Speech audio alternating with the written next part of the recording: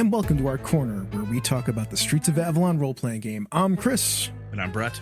And today we're going to talk about mysteries and investigations on the Streets of Avalon. It's good to be back, Brett. It's been a little while.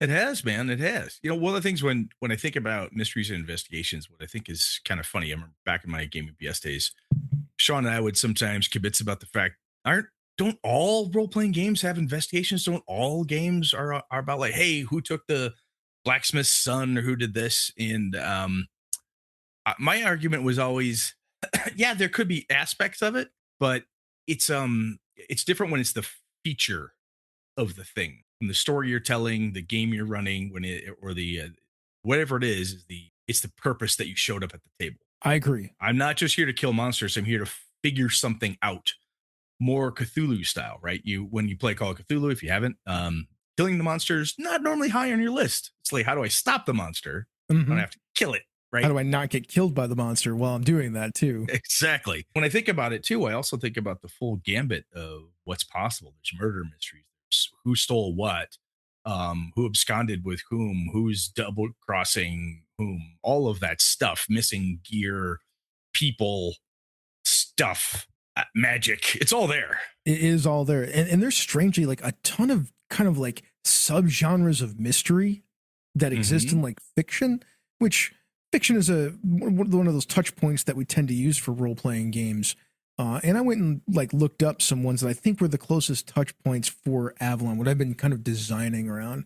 And we'll talk about those in a bit. But my first question to you, Brett, is what kind of mysteries and investigations would you say are typical of a Streets of Avalon game? A lot of them, from when I've run games at conventions or even with my friends, it starts off with a murder investigation. Very classic. A lot of murder, because it's a horrible city with horrible bad things happening to people. Missing people. Yep. People have gone missing. I need to find something. What's happening? And quite frankly, missing gear. Something's been stolen. That's interesting. Yeah. Something's been stolen. And I'm doing some of that one.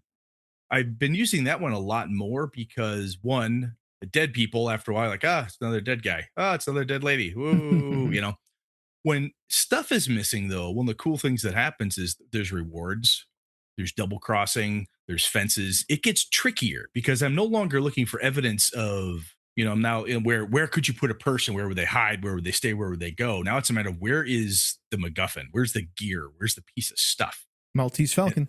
Exactly. And that's right where I'm going. It's the other cool thing is that after a while, you're like, I don't care about the Falcon. I care about the host of dead people or who's killing to get the thing, right? But the missing item just kind of bleeds into all the other. I can add murder on to missing items. It's like certainly can. It happens a lot. Totally does.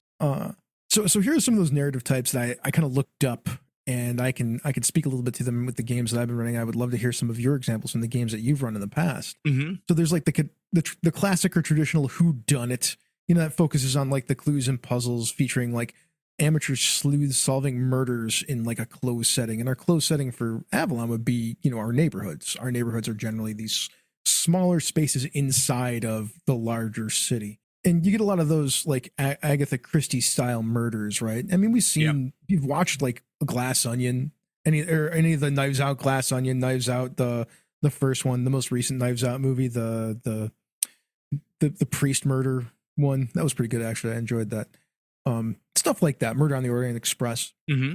Some of the old Sherlock Holmes stuff too, Jeremy Brett. Yep, absolutely. That's the best stuff out there. Well, the other pieces, that comes with this too is when you think about the neighborhood, this also gives me an opportunity when I've run this type of one to narrow it down to a specific location in the neighborhood, i.e. the murder occurred in the guild house. The guild is terrified that the guild masters will find out. They're bringing outsiders in to try to help solve the thing. Or it's in the sewers, or it's in a very specific location. And it helps to kind of murder in the temple. Exactly. Just zeroes right in on this one thing. And then I get to expand on the NPCs in the temple, the religion, or how the guild is functioning, whatever. So there's a cool microscope type of a look where I get to zero in on it, Yeah, because then you can touch on the culture, the ideas surrounding that particular location, and the people that exist in that space, right? If it's at the bar, then you can focus in on the patrons of your neighborhood bar. If it's at the temple, you can focus in on that religion and the priests and how they function in the city. Mm-hmm. So exactly. It gives you that interesting like little cultural bit. There's the hard-boiled slash private detective style stories, and I feel like this is like rife for Avalonian gameplay. Absolutely. It's brutal, it's gritty, it's very Dashiell Hammett, like we already said, Maltese Falcon. It's Mike Hammer. I want to walk up, I ask questions, and I punch you if you don't answer. You get Yep. the cool thing is you can have what I have loved with a hard boiled private detective piece is sometimes you'll get a group of players, and in my experiences anyway, one or two people in the group are like, I want to be a hard boiled badass private detective. I want to punch people in the face and look for clues and so on. And somebody else is like, I really want to like look at all the clues and pull it together.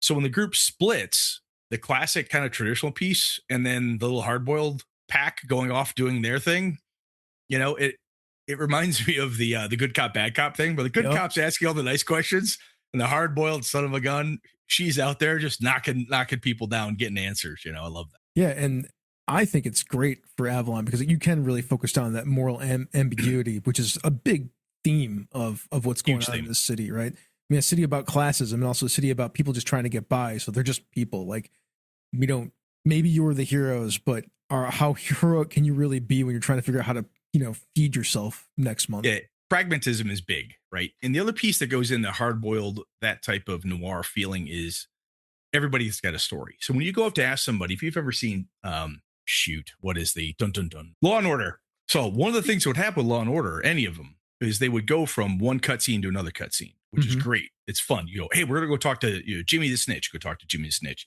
He's like, hey, I don't know nothing. Talk to Paulie, and then he sends you to go talk to Paulie. And they would literally have scenes where they would go hammer on some guys for like less than 5 minutes. But in that 5 minutes, these guys are working on the docks, slinging fish, whatever it is that they're doing.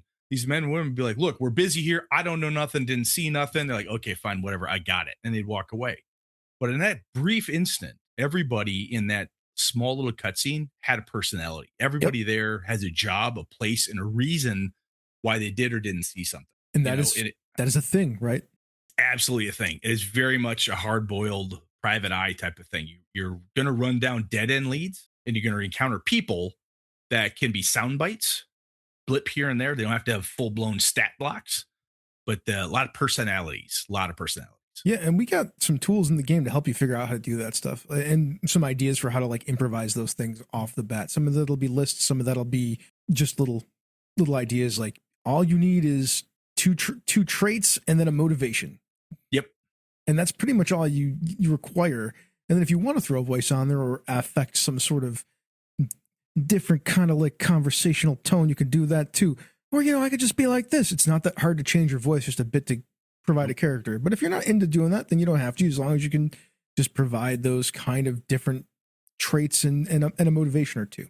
The cozy mystery, I like the idea of the cozy mystery. Maybe doesn't work super great in Avalon, but because we play in these neighborhoods, because as Brett said, sometimes these things happen in smaller spaces, that's where you get that pseudo cozy thing, right? More parlor-esque mystery style is what I'm talking about. So like, I wouldn't go as far as Murder, She Wrote, because that's like, we're not talking about non-graphic violence. We want explicit violence in this game. That is a thing that happens, or at least happens off screen and you see the aftermath. And that's just as terrifying.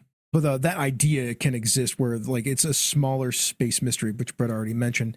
And then because this setting has magic in it and monsters, the paranormal supernatural mystery is easily inserted into this game. Absolutely. The other thing that's fun is that with the classic whodunit, your hard boiled, your cozies, all of that supernatural paranormal stuff it's spice. You could add it to all of those. Yep.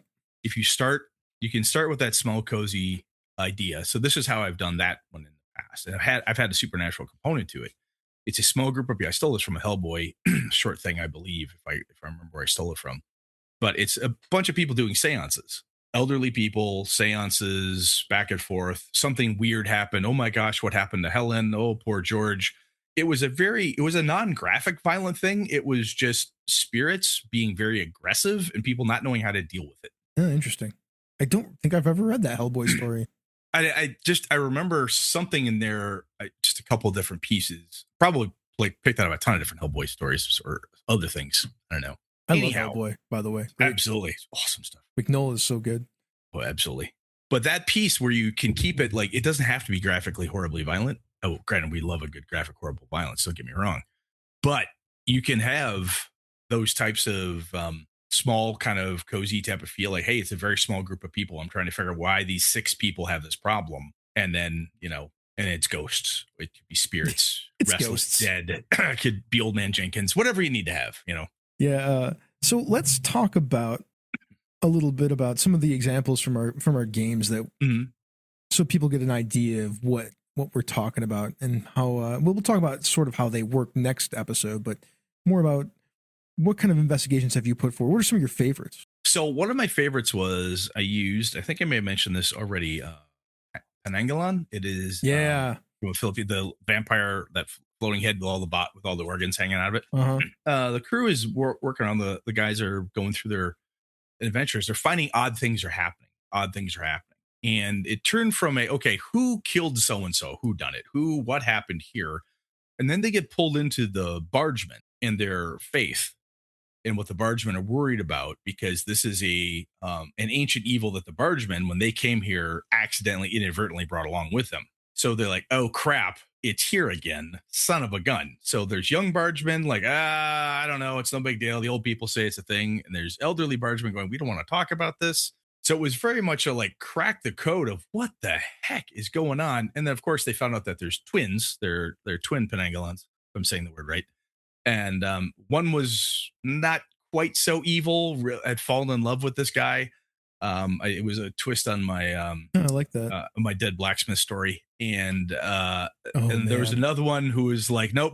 It's all about the murder and doing whatever. And as they just started to dig through, finding these vats filled with vinegar, because it has to soak its organs in vinegar to slip back into its body based on the myth. It was very much a whodunit, supernatural. And then also bits of the cultural investigation too, is how are these bargemen operating? Why don't they want to talk about this? How do you kill this thing? How do you stop it? This is weird.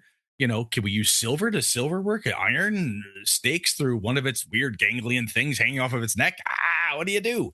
So it became just kind of a shock to the team, because they read the monster back in the old First Ed Fiend Folio days, when they never encountered one before.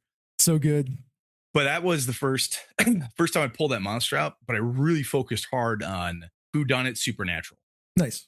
How do you get in there? That was a lot of fun. So mine that I wanted to point to was in the campaign that I am running right now, which these scenarios, I'm going to put them out when we put this game out, which I hope it's sometime this year. If nothing else, it'll definitely be next year. There was an art gallery, and there was a hidden vault in the art gallery, and it was owned by one of the noble families that was angling at being the 13th magistrate family. They're called the Foxmeres. A crew of thieves ran a long con on them, had been there for worked as the art gallery curators, this private art gallery. It's in the clock tower. It's on the 3rd floor of the clock tower. Had been running a long con in this place for 9 months. They've been working at this place for 9 months until they got trusted enough that they got access to where they did the art restoration and saw the more priceless pieces that were also low end magic items. But in there were 2 what I call shadow wards, and the shadow wards help reinforce the spells of the lamplighters that are the lamps. Oh. So those thieves had no idea that they were stealing those things. They just thought they were stealing magic items. So the scenarios, yeah, right. So the scenario starts with the characters getting hired to deal with this, because they're private investigators, and this is in their neighborhood. They go there, they start getting involved with this. They eventually find out that these thieves, the masks aren't too fond of them, but they haven't been around in a while because they disappeared to run this long con, but they were running game before that for a year. Also, the cult of one of the Earligian cults that are looking for these shadow wards found out about this too. And they're like, oh, we're going to go buy this thing at this black market auction that they're setting up. Plus 2 other groups are involved too. So we have this giant 4-way kind of looking for these thieves and to get these things before they can sell them off, or everybody can buy what they want. And the Foxmeres are paying good money on it too.